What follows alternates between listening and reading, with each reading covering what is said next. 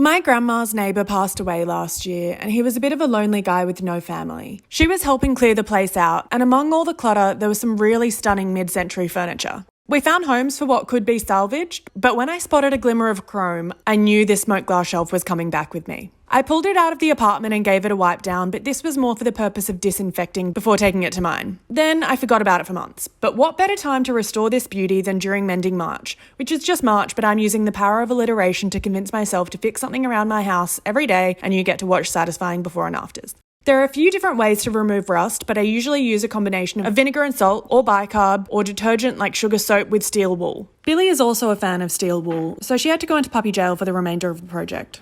It was quite tricky around where the tubular pieces meet, so I decided to pull it apart and go gangbusters. There's a label on here which says FGM Italia, which I couldn't find much about online, so if you know anything about that brand, please let me know.